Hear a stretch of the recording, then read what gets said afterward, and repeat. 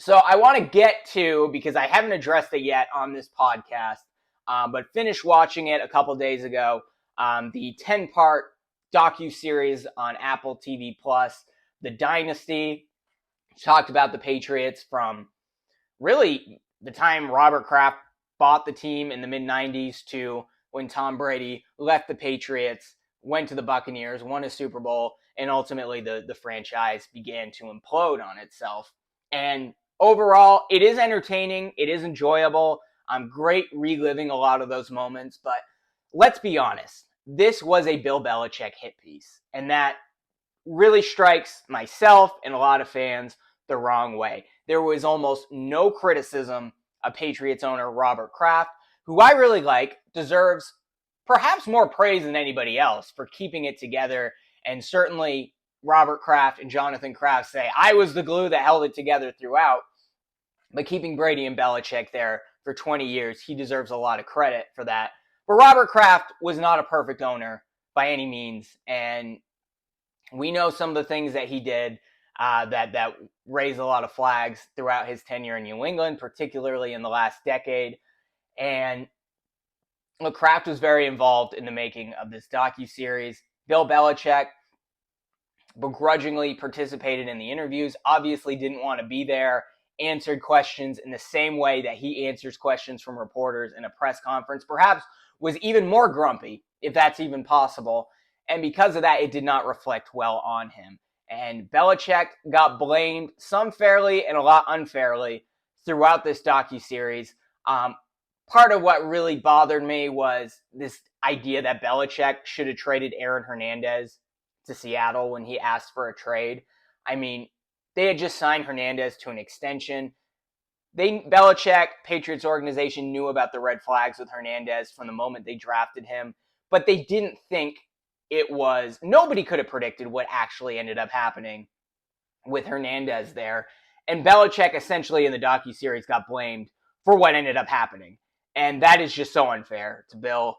And I guess what really bothers me is Robert Kraft expected Bill Belichick to be back this next season, right? He didn't expect the Patriots to win just 4 games and have to part ways a year early. I think he expected, hey, you're bringing in Bill O'Brien, Mac Jones is going to rebound, that offense is going to look a lot better. And obviously that's not how it played out. But had Bill Belichick returned to the team this season, I mean, would he have been able to repair his relationship with Robert Kraft after this docuseries came out? I don't think so. And maybe it was already a lost cause, but look, I want to see Bill Belichick come back to Gillette, have a ceremony, obviously going to be in the Patriots Hall of Fame. I want to see a statue out there in the same way that I want to see a statue for Tom Brady. And I don't know if that's going to happen now. Like, he's going to be in the Hall of Fame, but will he even return to New England? Like, and we've seen reports from this. I think it came out from Greg Bedard saying the Belichick camp is not happy about the way this docuseries ultimately played out, the impression that it gave on Bill Belichick. And look, again, a lot of the criticisms throughout this are fair. Like, they absolutely are. But my issue with Belichick is more what he did the last 4 or 5 seasons after Tom Brady, letting Tom Brady go, not doing everything he can to keep him around. But Belichick's issue is, he was bargain shopping. He didn't care that much about the receiver position in the modern NFL. He really thought you could win with defense only. He was trying to recreate what he did with the 2001-02 Patriots throughout the last few seasons, and that's just not the way the league works now. But look, is Bill a hard coach to play for? Certainly. But there are plenty of hard coaches to play for that have existed. In high school, I read Bobby Knight's biography, so much worse than Bill Belichick, and that was college. And I'm not going to break down exactly what Bobby Knight did, but he did some horrible things that involved human feces. He threw chairs on the court at refs. He had physical altercations with players. Bill Belichick was nothing like that. He was just a tough coach. He didn't want to be your friend, and that was okay. And you really see the contrast between the early Dynasty Patriots, the team that won 3 Super Bowls in 4 seasons, and the way they talked about Belichick, to the new Dynasty Patriots. And look, I give Tom Brady a break because he is Tom Brady. He's the GOAT. And he wasn't actually that hard on Belichick throughout the series. yes, there were moments where he said, I wanted to feel valued there when I did not, considering all I had done. And there were moments with him and Giselle that he talked about, which must have been really hard because when this was filmed, that's when his relationship with Giselle really began to go downhill. But Brady, for the most part, took the high road there. I think Edelman did the same thing. Gronk was a bit iffy, but Gronk still had a lot of praise for Bill Belichick. But the way guys like Wes Welker, who had a bad falling out with the Patriots, the way Danny Amendola talked about it, look, we're never going to know what happened with Malcolm Butler.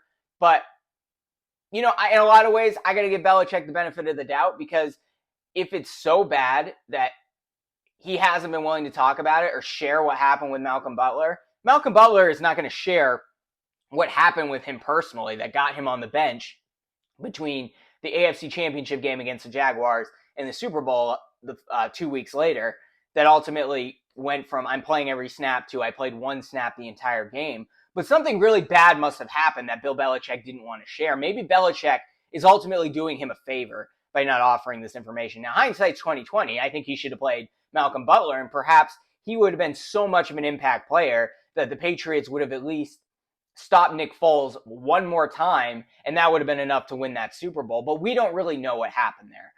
But ultimately, Belichick deserves a lot of criticism, but he brought the Patriots to 6 Super Bowl championships. A lot of that was Tom Brady. A lot of that was the coaching staff. A lot of that was Robert Kraft holding the glue together. But Belichick deserves as much credit as Kraft and Brady, if not more, for everything that he did, particularly in the early Super Bowls. And look, the league has gotten soft, and you see that between the first Dynasty Patriots and the second Dynasty Patriots throughout the docuseries, that they don't take the harsh criticism of a guy with a military background like Bill Belichick, who watched his dad coach at Navy, who really kind of grew up in that environment and really coached like a drill sergeant, even if he wasn't too much of a screamer or that, which I don't think Belichick was, but he was tough on his players. And I mean, I think one of the toughest moments is the Patriots beat the Houston Texans, I believe, in the AFC divisional round. And then he goes in the locker room and talks to the team like they just got blown out. But that's how he got the best out of his players. And guys like Gronk, Edelman, Brady, and all of the guys that came before that acknowledged that throughout. But ultimately, it came off as Robert Kraft could do no wrong. Bill Belichick did a lot of wrong, and I should have kept Brady instead of Belichick in hindsight, which maybe he should have. But for the most part, I don't like the way this played out, and I think those are some open wounds. Bill Belichick is a stubborn guy, and I don't think they're going to be able to repair that relationship. Maybe a few years down the road, similar to Jimmy Johnson, Jerry Jones, we can see Kraft, Brady, and Belichick reunite. I think Brady and Belichick are on good terms at this point, but it really left a poor taste in my mouth. Overall, the docuseries did a pretty decent job. I think devoting an entire episode to Aaron Hernandez, considering Netflix did a documentary a few years ago that went into much more detail, was overkill. They basically spent an episode and a half on Hernandez when really that probably could have been half an episode. It was an important story. You have to acknowledge it. But it skipped over a lot of important things. Like you watching the docuseries, you would think Brady retired or left the Patriots for the Bucs the season after he won the Super Bowl against the Rams. And no, he came back for another season. They didn't talk much about the second and third Super Bowls. And I know it's a docuseries. It needs to be entertaining. And you don't need to lay everything out chronologically and go step by step. But I would have liked to see a little bit more context in those seasons where they didn't win the Super Bowl, and even the seasons that they did win the Super Bowl. And like the second Super Bowl against the New York Giants, like they barely talked about that. It was kind of weird. That was a really tough loss because they had lost to New York a few seasons before in the 18-1 season with Randy Moss, and they spent so little time talking about that game and more time talking about the Eagles Super Bowl loss. So I just would have liked to see, even if you don't have to go through it chronologically and go season by season, I get it, but there needed to be a little bit more context there. But let me know what you think. Did you enjoy the docuseries? Do you think it was unfair to Belichick? Did it come off as a long hit piece against Bill Belichick like I think it did? And do you think the Patriots can repair that relationship ultimately, which at this point in time, I don't think they can. And it's really tough to see because I'm not sure Bill Belichick's even going to get a job after this now. Going to probably go into media, take a year off. I think this overcorrection of these player-friendly coaches is going to backfire for at least a few teams. And those teams will overcorrect the other way and bring in guys like Bill Belichick and Mike Vrabel who don't have jobs. But it's possible that this reflects so poorly on Belichick, a guy who won 6 Super Bowls as head coach and even more as a defensive coordinator for the New York Giants. He may never get a job again. And I think that's a real shame. But let me know in the comments below. That's it for this episode of PatsCast. We'll be back throughout this upcoming week with more breaking news on what the Patriots do this offseason. What are the moves that they can still make? What are they going to do at the NFL draft? And let me know what you think about J.J. McCarthy. Do you think he's worth drafting at number 3 overall? Like, I'm starting to think he is. I think he's a winner, but I'm curious to hear from you because it is a polarizing topic. Be sure to like this video, subscribe to this channel, share it with your friends, and appreciate all the engagement, all the comments, all the likes, all the viewership. This channel is really blowing up over the last few days, and I'm really excited to see it. And the more that it does, the more content, the more potentially exclusive content that I can bring you. And there's a lot more that I plan on doing in terms of live streams, in terms of interviews. We're just getting going here at PatsCast. And thank you for joining me along the way, and excited to see what I can offer you, particularly as we head into training camp, into next season and beyond. Going to be a lot of great content. It's just not going to be me monologuing the whole time. But for now, that's what it is. But definitely building up some things right now. I'm going to expand some of the content that I can bring you. And if you enjoy it, or even if you don't agree with me, but you find it thought-provoking, please like this video, subscribe. Let me know your opinion, whether you agree or disagree. I'd love to hear from you, and we'll be back next week.